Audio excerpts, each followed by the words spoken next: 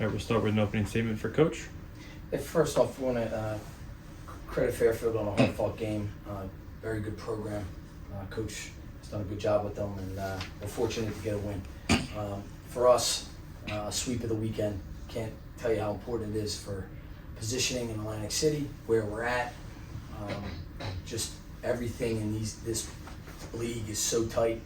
Anybody can beat anybody, so I'm really proud of the guys. And then two guys to my left, your right, just really following the game plan. Quick turnaround. We really dove into the scout yesterday morning, and I thought we did a phenomenal job executing the game plan.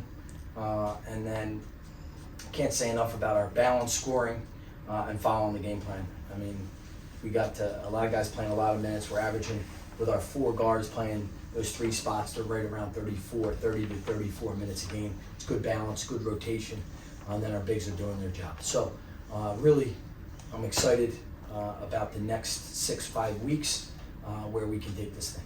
Switch today was Devin that hit that final 3 to put the game out of reach. The other day, coming down the stretch, you had that big 3 to put Manhattan back ahead. Just, coming down the stretch in big moments, just how important is it to make those big shots, and what has allowed you guys to have success in late moments? It's very important. We strive every day in practice. We know we go hit that shot. We know we go for any given night. And it wasn't my time tonight, but Bev hit the shot, and it was a great shot. Did have 21 points. Just can you talk about your confidence right now? My team rallying behind me. They rallying behind me, telling me to keep shooting. People saying I can't shoot. They telling me to keep shooting, put me in the right spots. Questions for student athletes? I'm proud of the guys. I mean, it seems like on any given night you have 5-6 guys, even who could score double digits. It's today with 5 double-digit scores. I mean, I know this isn't a team that has a ton of depth. You guys have dealt with injuries and whatever just throughout the course of the season. But when you have different guys who can step up like that on any given night, how easy does that make it? It's very easy. Like you said, anybody can go out and go up any night. So it gives us a sense of confidence coming to the game. We don't have to worry about scoring, worry about defense, and it's been shown the last couple of games, and y'all see it with our wins. Mm-hmm. How have you guys been able to, 58% from the floor is an incredibly high clip. How have you been able to find the shots you're looking for, especially knocking down those 3-pointers that you've been doing really a good job all season? 43.8% is considered pretty elite at this level. Practice make perfect. We've been in practice. We had a great stretch of practice this past week, and everybody's just pushing each other, just moving along. And I'll piggyback on that. Yeah, just coach's offense. We're trusting the system, understanding that we move the ball, we can't be stopped. We have too many weapons, and teams can't scout for that. So any single night, any of us can go up, move the ball, play defense, and y'all gonna see what's gonna happen out there. I got one for Jaden. Jaden, you had 4 steals in today's game, and the team as a whole had 10. What'd you guys' second half adjustments to really lock down Fairfield's offense and force as many turnovers as you did? Our emphasis has been defense lately. Like you say, our offense is rolling, we can hit shots, but we locking on defense, then we can't be stopped. So I took it upon myself today to get back to myself, to get steals, to get in pass lanes, have active hands, and then translate it to the win.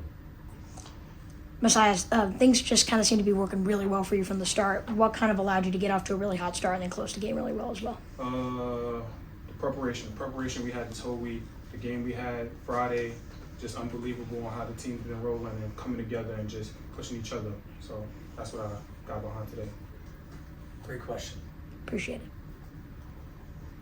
Anything else for student athletes? Thanks, fellas. You guys are good to go. Love you guys.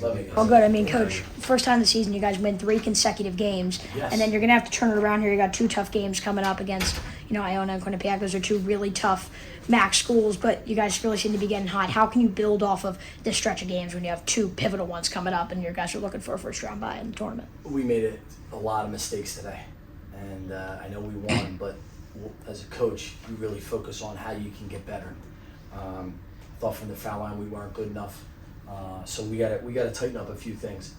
That being said, it's a huge weekend.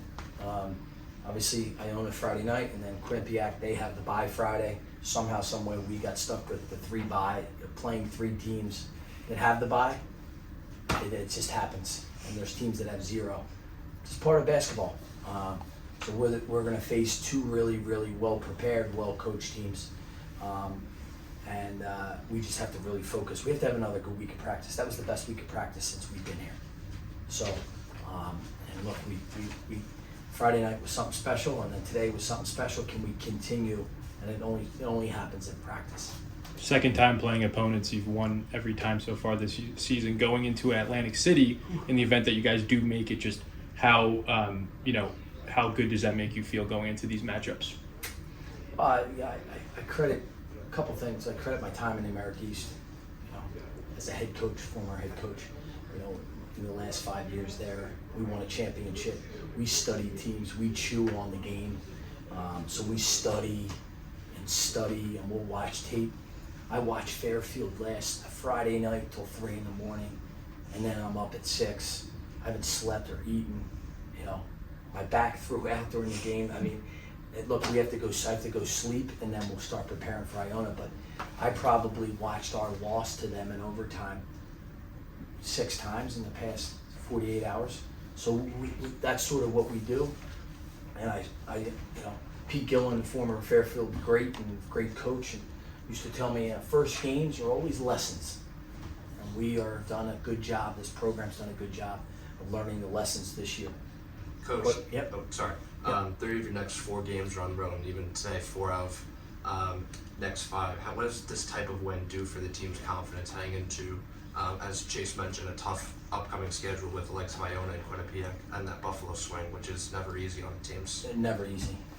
So look, this is a hard 4-game stretch for us, and we'll probably, God willing, we'll get Frazier back, and then he just brings a whole dimension to us. So we don't win the St. Peter's game in December without Frazier. We don't win a lot of games in December without Frazier. So I think getting him back is a different. That brings a different dynamic, and it really spells depth for us because Marco's playing so well at the 5. Even those 12, 13 minutes a game are huge for us. So I really think we have some different things that we're working on, and but Iona Friday night's going to be because they're going to be waiting for us. We were up 20, and I think we finished up 20, winning that game by 20. They're going to be waiting for us, so we have to prepare.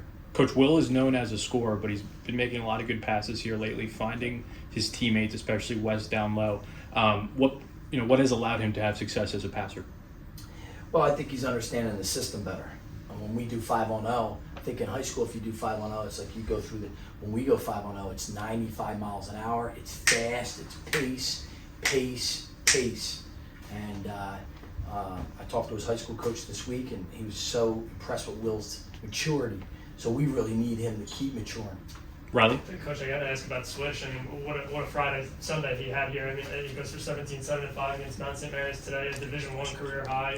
Just what can you say about his performance overall today? Sorry, Merrimack. Yep. Excuse me. I wrote Mount St. Mary's. Sorry, thank you for the correction. Just what can you say about his performance today overall? But with that, how do you continue to find more consistency from him? I'm going to tell you a story. Sure. Okay.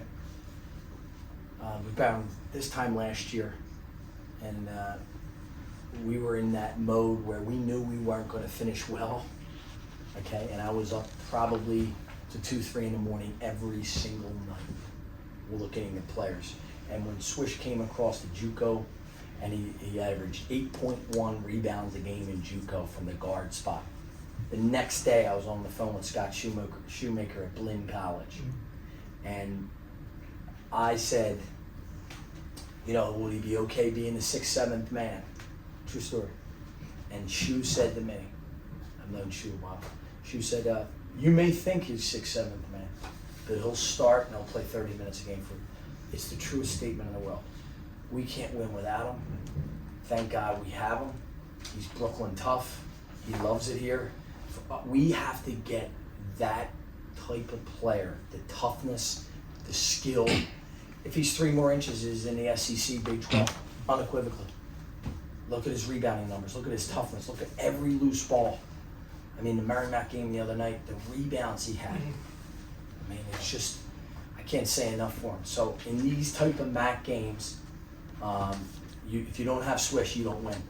That's the highest compliment I can give you. Right here for Coach?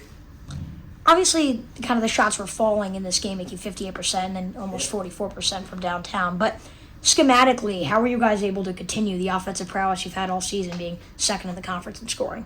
So I think we'll go back and forth with Sacred Heart 1, efficiency 1 every week it changes.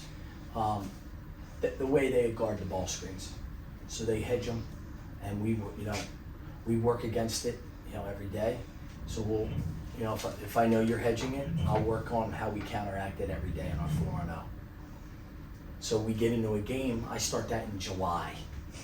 So July, we go through each ball screen coverage. So then, when we're in February, they've repped it out 1,000 times. So if they go under, if they double, we work on it all the time. So it becomes, Mr. Miyagi from Karate Kid. That's what we talk about. Right. Wax on, wax off. They get bothered by me because, but look, from Hartford to here, we've been known for one thing: player development, and we do it, and we do it every day. It's like brushing your teeth. What's your message? You obviously 2 great wins. Why not us? Why not us? Why not us? Those Those great 3 words. Why not us? Everyone says year 3, year 4. Right. Why? Why not us? Why not us now? Come on.